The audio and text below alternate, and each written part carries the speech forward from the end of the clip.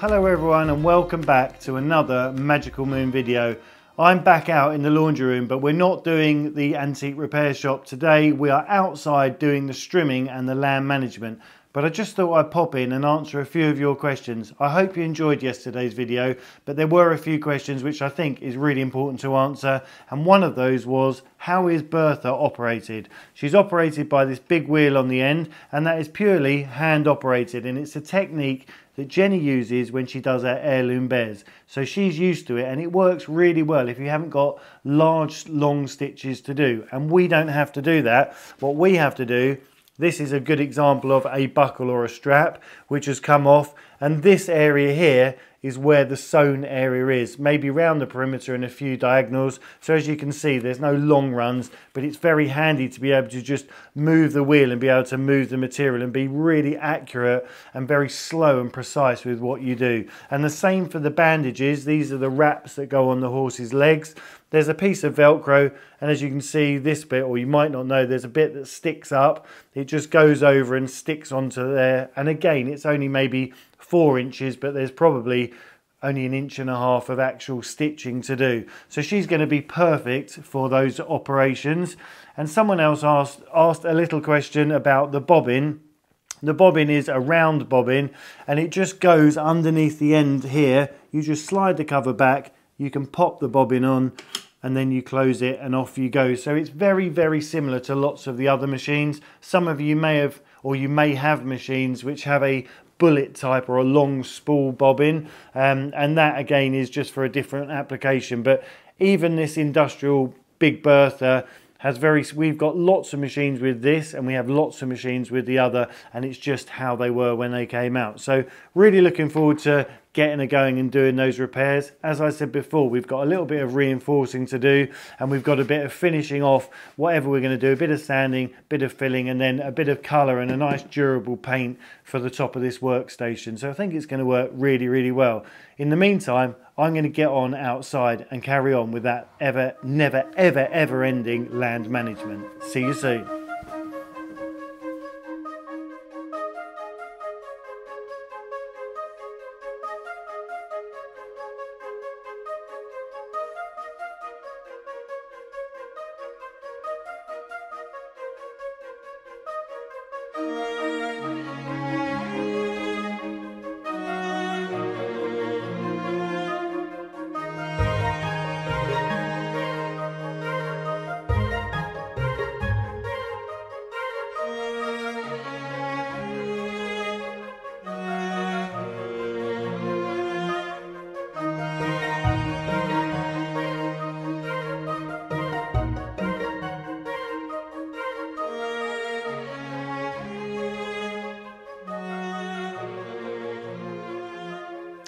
So I'm standing here with Stas, and whilst Nick is strimming, I thought I'd show you what I do on a monthly basis to do a health check on all of the horses. So the horses that are stabled in the barn, our youngest is 24 years old, so that's pretty old. He is getting on a bit.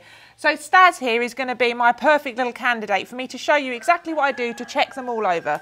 Obviously daily we're with them every single day, but once a month I just like to check their weight, check their backs, check everything's working okay. So if there is anything untoward, I notice it straight away, and it means that we've got a log of the months before, so we know exactly what's going on. So if something has changed, I can look at the log and go, oh, I'm not sure about that, and then we can get the appropriate person in to help. So be that a vet or a physio or the farrier. In his case, he needs the farrier a lot because he has something called navicular, which is a problem within their feet. I won't go into too much detail. You can look it up. It's called navicular. And Stas is managed. He has different painkillers. Sometimes he has shoes, other times he doesn't. So it just depends really on how he is. And as you can see, he trots around. He's very, very happy. But it does take that monthly check for me to know exactly where he's at and whether he needs a little bit more help or not. He's old. As we all know, as you get older, after 4 children, I know, I'm sure many of you out there know that as you get older, things start to change. And that doesn't mean you're written off. It just means you need that little bit of extra care and you need to look after yourself a little more. So that's what my job with the Legends. So let's have a little look and just see how he is.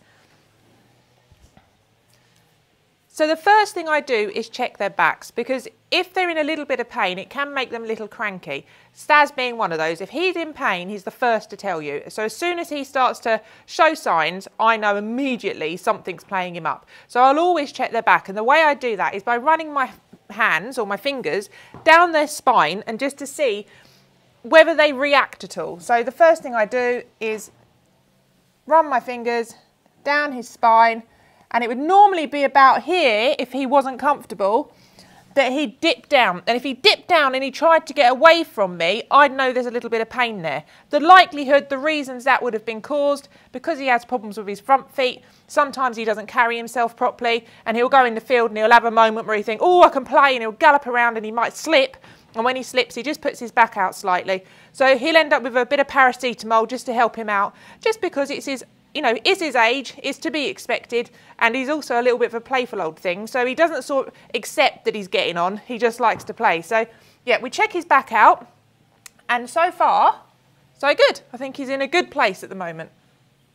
So as we know, all of the legends have porridge, and they have regular dentist visits.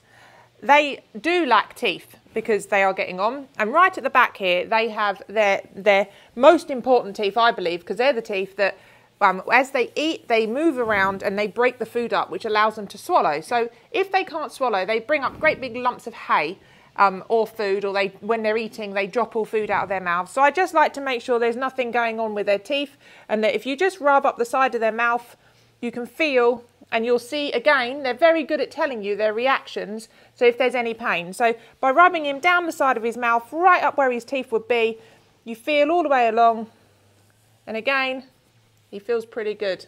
You're in good nick today, mister. And then I like to check the front.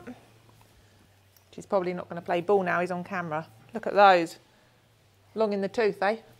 So he's got nice long teeth there. He's got a bit of a parrot mouth, this is called. I don't know if you can see it on the camera, but he's got a big overbite here, which again with some horses can really affect them with eating grass, but with Stas it doesn't seem to bother him too much. But again, that's why he has the porridge, because we know he gets the nutrients he needs by having that soft food to be able to get hold of, which he then rubs all over his walls like a naughty boy that he is. So, right, so the teeth are good. Let's move on to the bottom area.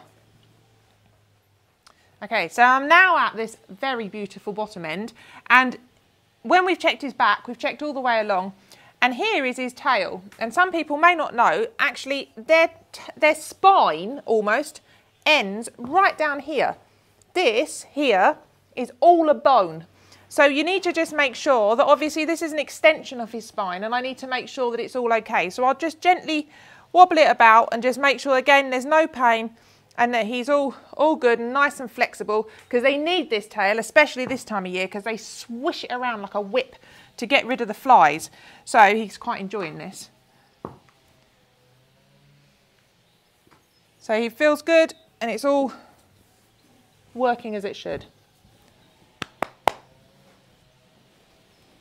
So now, as crazy as it sounds, I do a lot of hand-on work with the horses, and I like to make sure they don't have any energy blocks. And I know some people won't understand what on earth I'm talking about, and others will, but I find it really, really therapeutic and really, really important part of looking after the legends and making sure they feel safe and loved. So what I do to do this is I use my hand, quite simply, and I communicate with the horse through their blinking, or some of them stamp their foot or they swish their tail, but most of my legends have worked out that blinking is a good way to do it. So all I do is I run my hand down their neck, and if you watch his eye, he will blink where he needs me.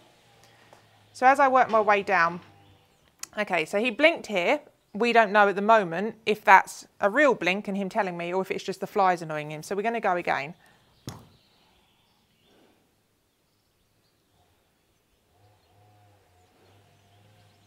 So he did it again.